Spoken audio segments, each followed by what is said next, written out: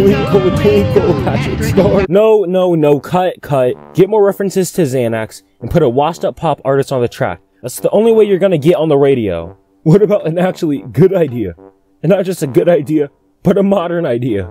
Don't talk back to your authority. Do you know how much money I make? I could buy you even more sex slaves. Perfect. Macklemore. Alright, rap about sex or something after the first verse. Alright, got it? Okay, let's shoot. What the? A 5 out of 10? But the song, it had everything. The sex, the 17-year-old rapper who lives down the street. Really nice kid, actually. Go check out his mixtape. We even had the bass. You didn't talk about Trump enough. Sounds like a solid 77%.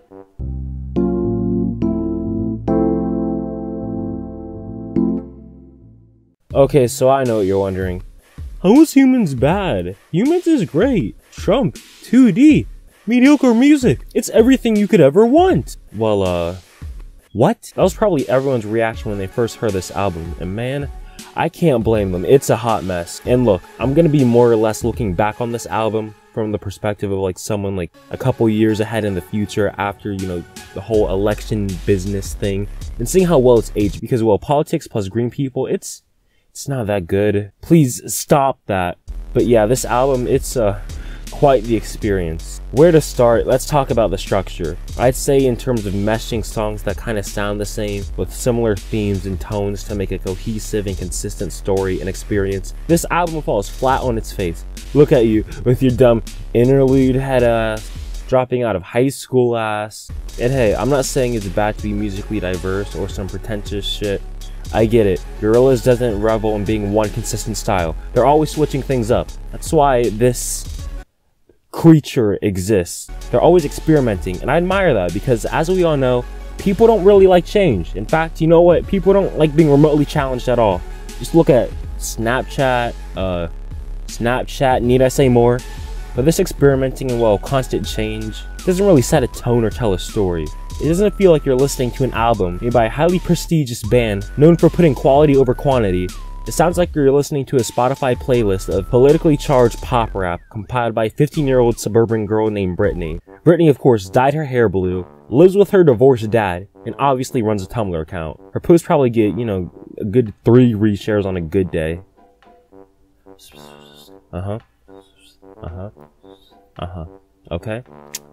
Okay, apparently her posts actually get 4 reshares. And you know what? In fact, one time, she did get 100 reshares, but that was on a Vine compilation. Wait, where were we, Gorillaz? Okay, so we had the opening track, Ascension, and that's politically charged rap about the big Doland. Strobelite, the song immediately after that's talking about, like, strobelights, obsidian, portals to the nether. I'm not getting it. And then Saturnz Barz, which is a song with inaudible lyrics about fame and relationships. And excuse me, but is that a talking pizza? This is peak perfection right here. A pizza is telling me about the troubles of fame. I give up. World starvation, inequality, all solved thanks to Bob the Pizza. But yeah, if you just look at the lyrical content of these 3 songs that go in that order and just listen to how radically different they are from a sound standpoint, it's just really disjointed. Like, there's no logical reasoning or story behind anything that's happening at all. It's just 2D plus Co on their wacky crazy adventures, I guess this time in space. We're doing space again. And you know what? That's fine. That's great. That's dandy. But in my opinion, it significantly decreases the replay value of the album, especially when all of it is like this, because you're just given so much information and so little time to process it. And you don't have anything to piece together and connect either, because there's literally nothing to connect. Okay, like, imagine you're at school, right? You're just sitting there, minding your own business, and then someone comes up to you, they just hit you in the fucking face, they knock you out for no reason, just because they felt like it. Then your teacher helps you get up, only to give you extra homework for disrupting the class. Dickhead. Isn't that stupid? That's what a Humanz is. And you know what? In a way, this could have worked. Like, just listen to the original Gorillaz. It's all over the damn place.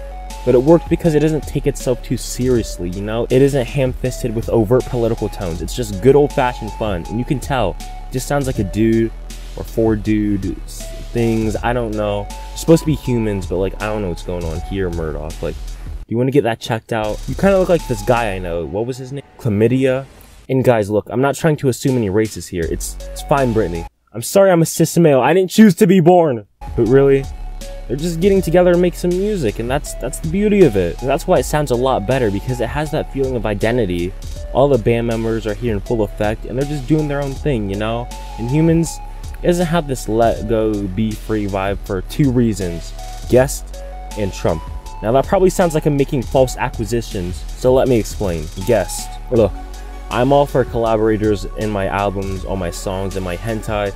I think it's great when two equally talented people team up to make an amazing piece of work. Like, just look at Terraria versus Minecraft rap battles. Modern masterpieces. Second up to maybe the pizza from Saturnz Barz versus I don't even know this thing. Seriously though, I'm not opposed to collaborators working on Gorillaz songs. Some of my favorite Gorillaz songs actually do involve some other third party, you know, Clint Eastwood to Binge, Dare, I could go on and on. These are all songs that are lively, fun, and most of all, they aren't going to be horribly dated in a half a decade from references to the 6-foot Cheeto. Now look at most of the collaborators on Humanz. Not to say they're not talented, but it's just so overabundant without anything new being brought to the table. Like look, out of the 20 tracks in the standard edition, 6 of which aren't even songs, so it's more like 14 songs. 13 of them feature someone, some more than others, and some, it feels like it's a Keela song featuring Gorillaz. Like, I'm sorry, but who even are you? It's like you just found the famous celebrity only door, and here you are. Look at how much of the song Gorillaz is actually in. Is this even a Gorillaz album? Because I'm pretty sure that's not how you spell compilation, buddy boy. It's to the point where I don't feel like I'm listening to a band of 4 weirdos make music they love. Feels like one guy collaborating with other people who are conveniently radio friendly and slightly popular in the alternative rock, rap, pop, indie, metal industry thing. And not only this, but just about 4 of these songs are about Trump, or at least in reference to him winning the election and how bad the world would be. And I get the idea was to envision a crazy alternative world that would lead to mass destruction, death, murders, mass suicide, a future that would be almost certainly little more than a dream, but oops, it actually happened.